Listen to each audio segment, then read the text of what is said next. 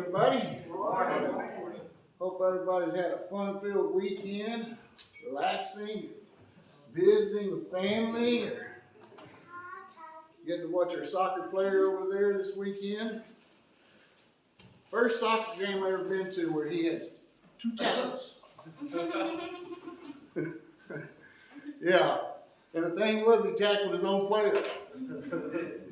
Yeah, the kid was out trying to score some points, and next thing you know, he takes him out. And I got wardrobe malfunction. My belt halfway broke on me. Good old Walmart quality stuff, you know it? Oh, yeah.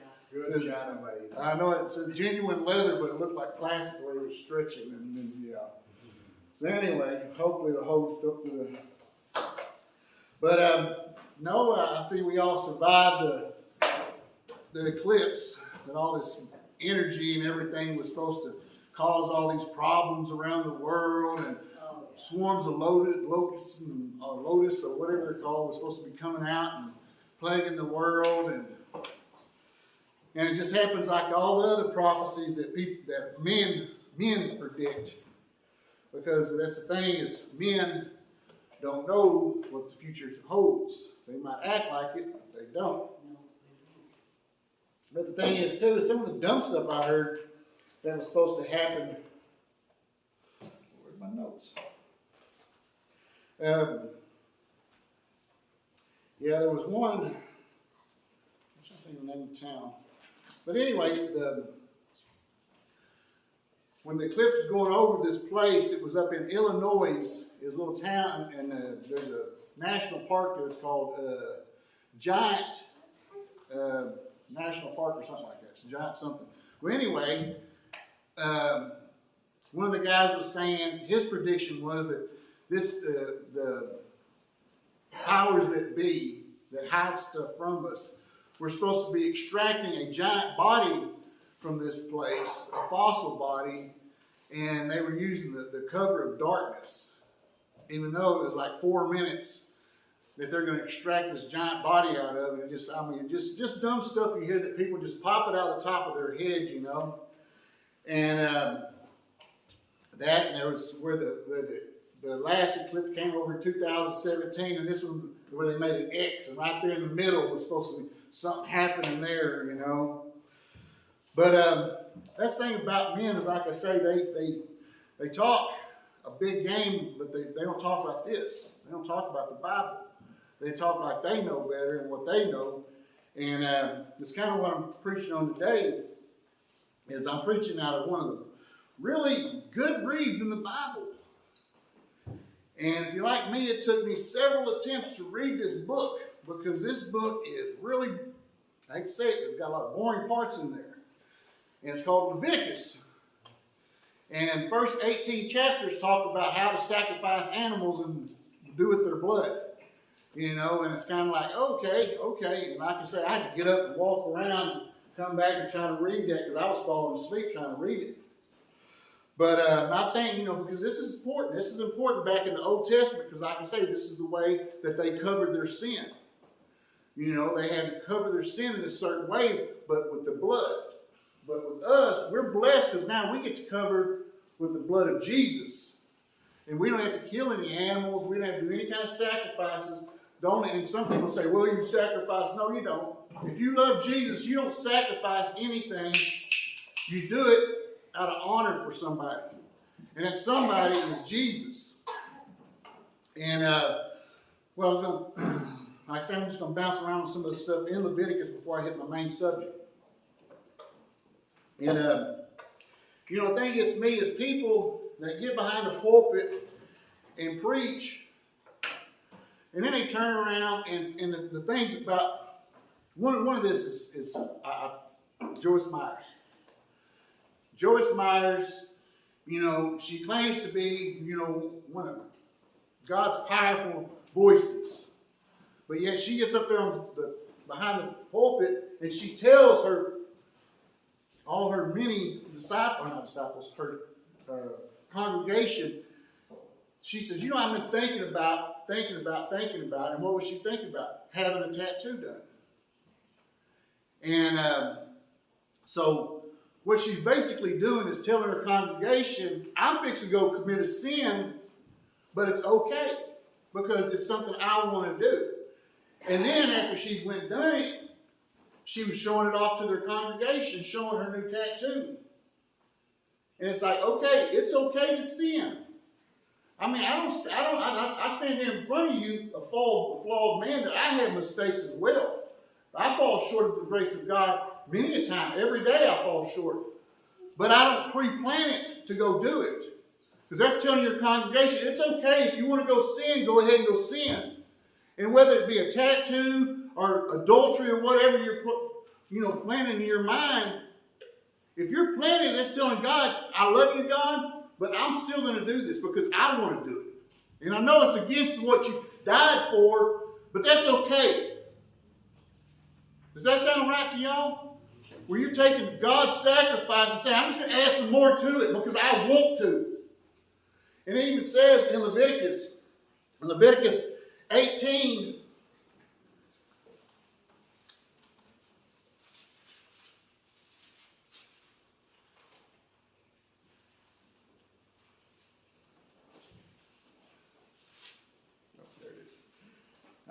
19. In 19, verse 28, it says, do not cut your bodies for the dead or put tattoo marks on yourselves. I am the Lord. That sounds like a direct order, don't it? A direct command. I am the Lord. But yet people get behind the pulpit and say that I'm going to go do this because I want to. But saying, I am the Lord. So who's more important here, yourself or the Lord? And I'm not saying something bad if you got tattoos, because if it's okay, I mean, you've had them. I got mine before I became walking with God. I don't have to get them erased or anything else, because now they're covered by the blood of Christ. And then, not only that, but now a lot of people, they don't think Christ is enough. So what do they look for? They go to these mediums and spiritual, people that can read tarot cards and all this other stuff. And like I say, this is all in Leviticus, And in 31, just a few lines down, it says, do not turn to mediums or seek spirits, for you will be defiled by them. I am the Lord your God. And that's saying, the other one said, I'm the Lord. This one's saying, I'm the Lord your God. Because that's telling people, ain't I enough? Because there's a lot of people that try to read outside of the Bible, read other books that's not in the Bible, and try to put them to the Bible, compare the Bible to them. And that's not it. God, this is his finished word right here. There should be nothing outside of this Bible, daily devotional stuff like that, yes, that refer back to the Bible. But don't try to read outside of that and see how you have a better life now, like Joel Osteen wrote. Another Christian preacher that wrote a whole book on your best life now. Whole book mentions Jesus in there 0 times. I can't talk about having a good life without mentioning Jesus. I can't talk to somebody for 5 minutes without mentioning Jesus. Because that's who I am. That's what I love. I love Jesus. And if you love Jesus too, then you're going to have him overflowing in your words when you talk to people and tell people what it is that you love. And what is one of your greatest loves? People talk about their kids, people talk about their wives, their husbands, whatever. But what I always tell y'all about joy, what is joy? You love Jesus, others, then yourself. And if you love Jesus more, then you're going to talk about him quite a bit. And you're going to do more for him than what you do for others. But yet some of us focus on doing more for others than we do for Jesus. And we lose sight on what's important. And the most important thing is what he said there. I'm your Lord, your God. The best relationship that you're going to have on this world is with Jesus. The most important relationship you're going to have on this world is with Jesus. Because why? Your eternal soul relies upon it. And to me, that's pretty important. Your eternal soul. All you are, all you will ever be, all you have been is with God. And if you're not, you got something, you got your priorities mixed up. Because Jesus is the priority. And the thing is it's like this morning when my alarm clock went off, my grandson was sitting there patting me on the face, waking me up. You know how beautiful that is? To, you know, and it's not your children, it's your grandchildren, you know? To have them, because you see the pure, and when you're older, when you're a grandparent, this is the cool thing about being a grandparent, is you see the pureness in a child like that, the innocence. And it's such a beautiful thing. Well, the thing is now, is what I'm going to get into, is what society is doing to us right now. And I know this is a really big thing I need to talk about. And I know a lot of people tiptoe and dance around it. But I'm talking about one of the things now that's trying to rule the world is the LGBTQ community. Trying to take over and decide what we should do in our lifetimes. And they're taking the innocence, like that child right there, and they're starting to let them decide what they want to be in life. Like a gender. You're not a gender, you're a boy or you're a girl. I mean, amen. But yet, they want to let them decide that. And the thing is pediatricians across the United States, they're saying that people that let their children decide their gender is child abuse. They're letting these children decide this at 7, 8 years old, and then they're turning around and giving them puberty blockers to keep them from growing into that female or that male they're supposed to be. They're playing God. They're trying to change what God has created. God created something perfect. Amen. And yet they're trying to say, you know what, we're better than that. We're scientists. We can do differently. And now not only that, we're all, this presidential candidate right now, all this money has been applied to the LGBTQ community for them to have sex assignment surgery where they can become a girl or a boy, supposedly. They will answer for that. Well, and the thing is, it's our tax dollars paying for it. It's our tax dollars paying for people that are they have mental problems. We're letting people with mental problems silence us and tell us that we're bigots because we're Christians and we say, you know what, God, that's not what God said. Well, you know, when I was a kid growing up, I remember there was a lot of controversy over one word being said on television for the first time. I mean, it was hell. That was the word they were going to say on television. And I mean, there was all kinds of protests and everything else from who? Christians. Now, guess what they say on TV? Anything they want. And guess what? And they're passing laws where we can't even say the word, call somebody homosexual. They're passing laws against us because that's hate speech. They're blocking Christians. They're passing laws against Christians where you can't use the Bible to try to tell somebody that is not right, trying to reassign yourself to another sex. That's our Congress telling us this right here, silencing the Christians by laws. And we're just rolling over and let it happen to us. Nobody's saying or standing up to it. And yet it says right here, well, first time it mentions in Leviticus is in 18:22. It says, do not lie with a man as one lies with a woman. It is detestable.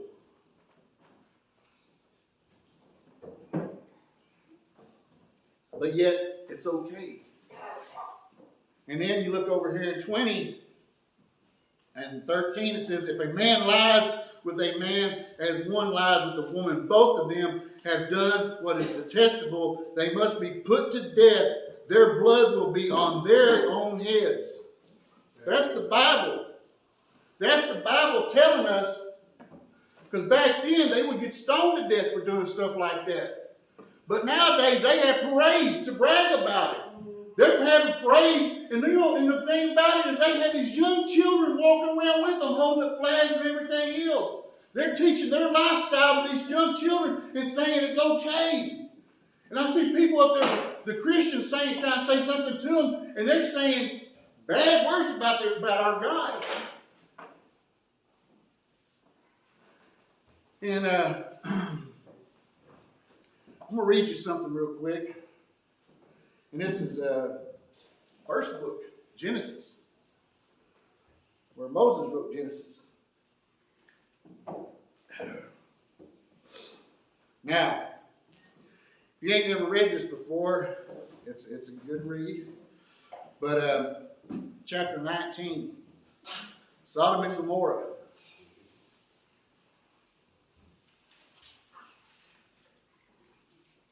All right. 2 angels arrived at Sodom in the evening, and Lot was sitting in the gate of the city. When he saw them, he got up to meet them and bowed down with his face to the ground. My lords, he said, please turn aside to your servant's house. We can wash your feet and spend the night, and then you go on your way early in the morning. No, they answered, we will spend the night in the square. But he insisted so strongly that they did go to him entered at his house. He prepared a meal for them, baking bread without yeast, and there they ate. Before they had gone to bed, all the men from the part of the city of Sodom, both young and old, surrounded the house. They called to Lot, where are the men who came to you tonight? Bring them out to us so we can have sex with them.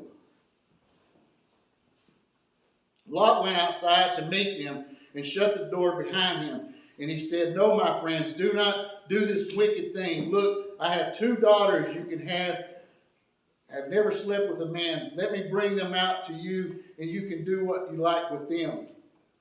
But do not do anything to these men, for they have come under the protection of my roof.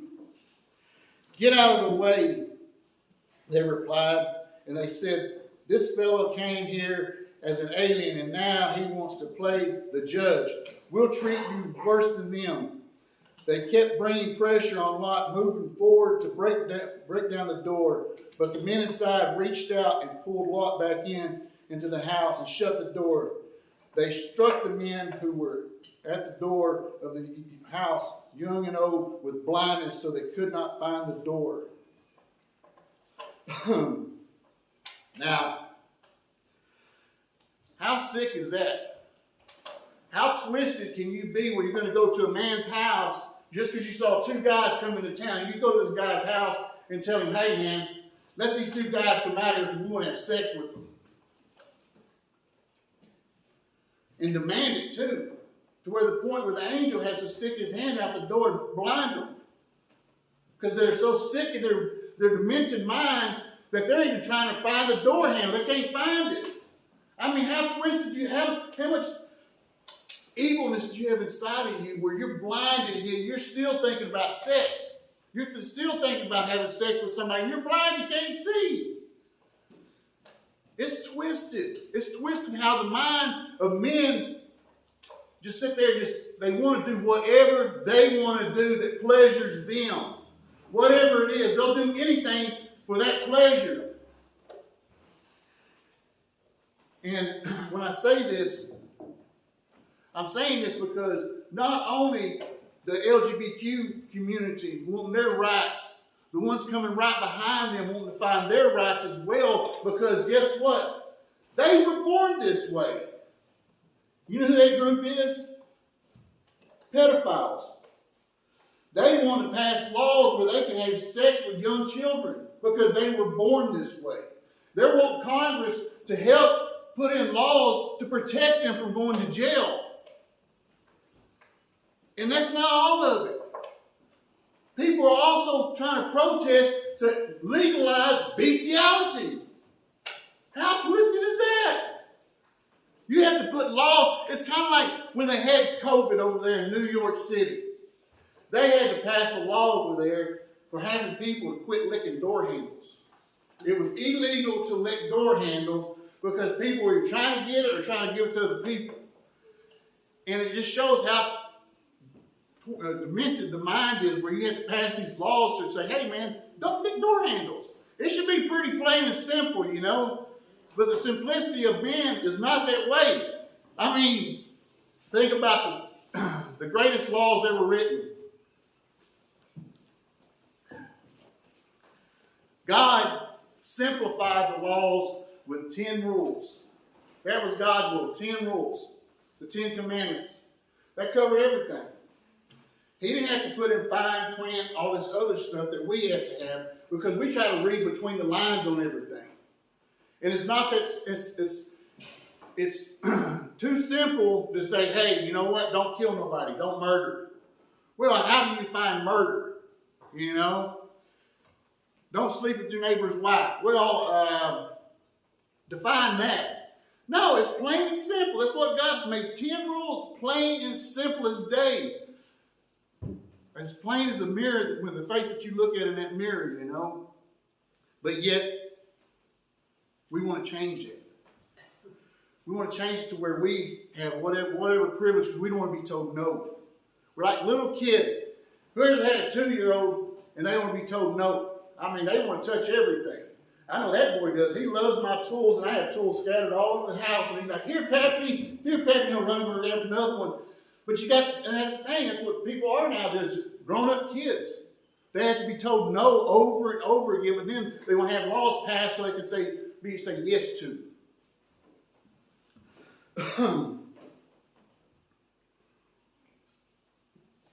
I had one thing though too I wanted to say before I close is God has a fail-safe with this whole puberty blockers and all this stuff. The thing is all the stuff that they're giving these people when they have this procedure done, and you have to take medication over and over again to keep yourself, and this stuff causing cancer. And not only that, it's causing high blood pressure. It's causing problems because God will not be mocked. God will not be mocked. But yet, man think they can mock God. But when it's all said and done,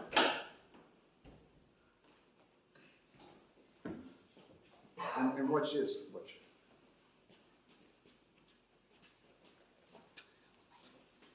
I fixed it. You know how it was slammed before? Bam! Yeah. Took me about 35 minutes, but I got it fixed. Yeah. And now, wanted to say, I was telling Quentin a joke yesterday, talking about this preacher. He comes out, he starts talking tells all these little corny jokes. But he's talking about, yeah, when we were kids growing up, he said we were so poor we didn't have food. For supper, Mom would just read us a recipe. And he said, my little brother, he said he was hard of hearing, he almost starved to death. Oh, you would bow your heads. Just ask if anybody wants to come down and pray.